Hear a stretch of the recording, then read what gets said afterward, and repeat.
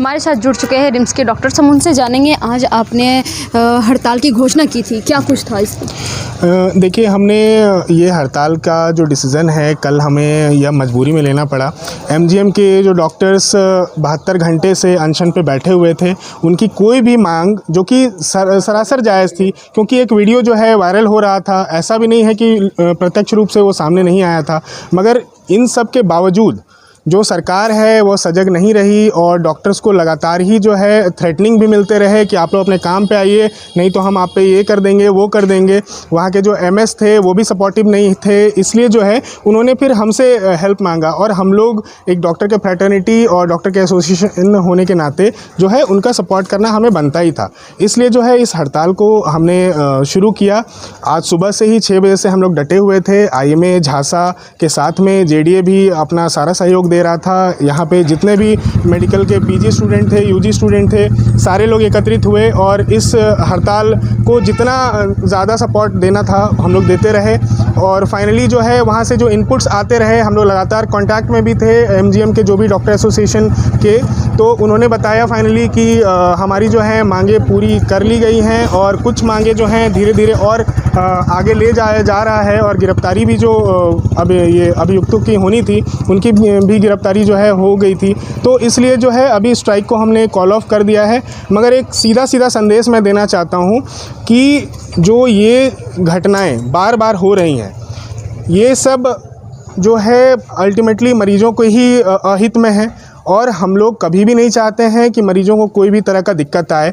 अगर हड़ताल का डिसीज़न भी हम लोग लेते हैं तो हम लोग सोचते हैं कि नहीं, उनका अगर कुछ ख़राब हो, इसलिए जैसे ही हमें इनपुट मिला है कि कुछ अच्छा हो रहा है डॉक्टर्स के साथ में या उनकी मांगे पूरी की जा रही हैं, हमने तुरंत ही स्ट्राइक को कॉल ऑफ कर दिया है। जी, जिस तरह से आप लोग हड़ताल करते हैं सर, उसके बाद मरीजों को कितनी परेशानियों का सामना करना पड़ता है, कितनी दिक्कतें होती हैं? जी, सारी दिक्कतें तो मरीजों की ही होती हैं। यहाँ पे जो अगर मान लिया जाए डॉक्टर्स को जो दिक्कतें आ रही हैं वो अपने जगह में हैं, और जो नेता या मंत्री या फिर जो भी प्रशासन इससे संबंधित हैं जो कि अपना स्टेप नहीं ले पा रहे हैं, जिसके चलते डॉक्टर्स को ये हड़ताल करनी पड़ रही है, तो यहाँ पे ये सीधा सीधा समझा जाए कि उसका पूरा असर मरीजों पे ही पड़ता है।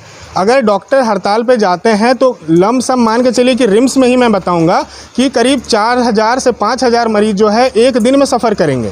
तो उतने मरीज़ अगर दिक्कत में आ रहे हैं तो यह सीधा बात है कि प्रशासनिक सुधार की इसमें बहुत ज़रूरत है, क्योंकि अगर जो काम आप त्वरित रूप से कर सकते थे उसको आप 72 घंटे या फिर 90 घंटे क्यों टाला जा रहा है इस चीज़ को? तो तुरंत कार्रवाई से इन चीज़ों को रोका जा सकता है। और जो मेडिकल प्रोटेक्शन एक्ट की मांग है वो हमारी मांग इसलिए है क्योंकि ये पूरी जो है वह मरीजों के ही हित के लिए है। जी, अपना परिचय दे दीजिए। मैं डॉक्टर जयदीप कुमार चौधरी, अध्यक्ष जेडीए रिम्स रांची।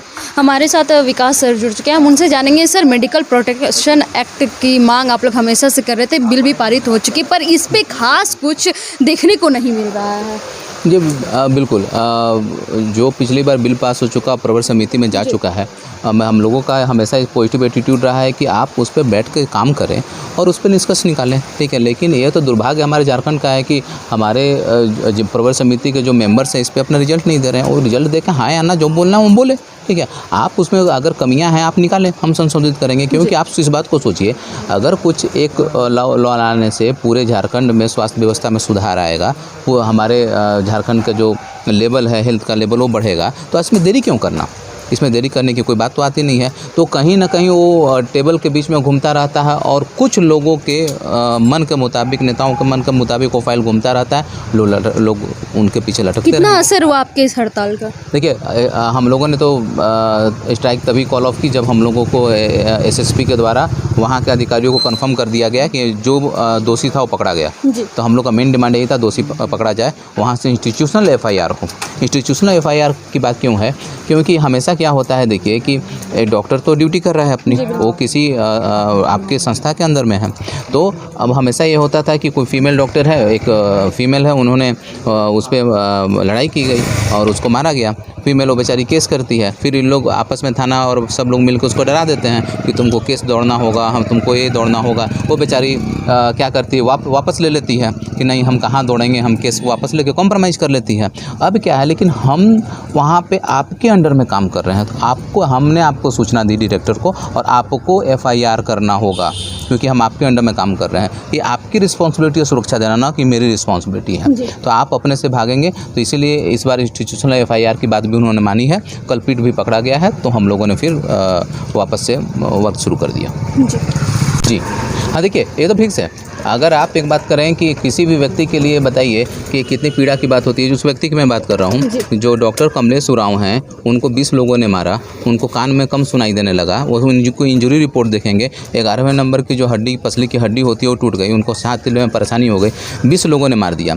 अब वह बंदा किस चेहरे से उठाकर, किस मुँह से उठाकर इलाज करेगा कि अगर दोषी भी पकड़ा नहीं जाए? आप खुद सोच के देखें। आप एक बार किसी नेता को एक थप्पड़ मार के दिखाइए, किसी अधिकारियों को मार के दिखाइए एक थप्पड़, ठीक है, तुरंत आपको पता चलेगा कि एक कार से टच हो जाता है उनके तो पुलिस पकड़ के ले जाती है, 12 घंटे के अंदर में बंद कर देती है, ठीक है, जब कुछ नहीं। क्यों? क्योंकि पावर है उनके पास। ये बेचारा डॉक्टर कमलेश उरांव रात को ड्यूटी कर रहे थे, पावरफुल नहीं है, गरीब हैं, ठीक है, तो इनको आराम से कर दिया गया, मार दिया गया और उन पर कोई कार्रवाई नहीं की गई। तो बात को ये समझना होगा कि आप इस स्थिति को समझिए ना कि एक बार किसी से मार खाने के बाद हम किस चेहरे को लेकर दोबारा इलाज कराने जाएंगे? ज़िंदगी भर के लिए वो हो जाएगा। हमारे रिम्स में एक घटना थी कि हमारे PG बच्ची के साथ में, वो बाहर से पढ़ने के लिए आई हुई थी और उस बच्ची को एक बदमाश व्यक्ति ने कॉलर पकड़ कर उठाकर वापस पटक दिया, ठीक है। अब ऐसी स्थिति में वो इतनी डर गई थी कि 7 दिन तक सदमे में थी, बात नहीं कर पा रही थी।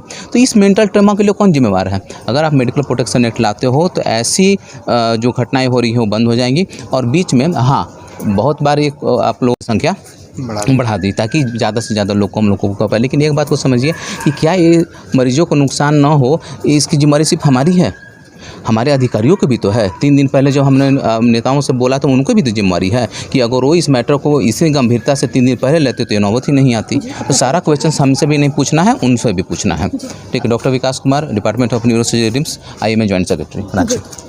क्या कुछ इस हालात को देखते हुए सरकार से मांग करते हैं? सरकार से तो बहुत सारी मांगे हैं, सरकार से सारी मांगे को पहले भी दे दिया गया है। मांग के तौर पे प्रोटेक्शन एक्ट, अगर सुरक्षा के तौर पे देखा जाए तो प्रोटेक्शन एक्ट को मेन मुद्दा रखा गया है।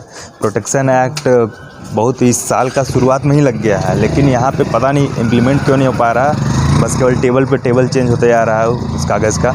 तो मेन मुद्दा वही था, प्रोटेक्शन एक्ट अगर लागू हो जाता तो आज ये जो तुरंत पकड़ा जाता है अपराधी और तुरंत इस स्ट्राइक का नौबत नहीं आता। क्या लगता है सर, क्यों इस तरह की घटनाएं बार-बार घटती? नहीं, इस तरह का घटना सिक्योरिटी का लैप्स है यहाँ पे, उसके लिए होता है ये। और यहाँ पे सारा गवर्नमेंट सेटअप में सामान का जो भी ड्रग दवा हो गया या कोई भी तरीके का जांच हो गया, उसका कमी है। तो इसी कारण अब डॉक्टर तो भगवान तो है नहीं कि कुछ भी कर देगा, तो जो सामान सुविधा जो मिलेगा उसी से इलाज करता है। तो सुविधा का लैप्स है तो ऑब्वियस सी बात है कि मरीज ही सफ़र करता है। लास्टली मरीज ही सफ़र किया, वहाँ पे सुविधा का लैक्स था और पेशेंट का कंडीशन बहुत सिक था, इस चीज़ को तो बताया गया था लगातार।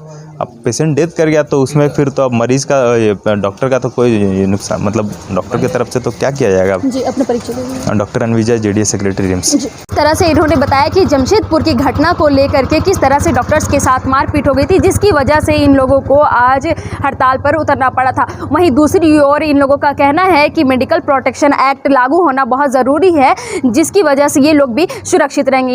ये लोगों ने भी सरकार से अपनी सुरक्षा की मांगे रखी है। अब ऐसे ही ताज़ा तरीन खबरों के लिए बने रहें न्यूज़ रांची मेल के साथ। मैं रिपोर्टर नेहा।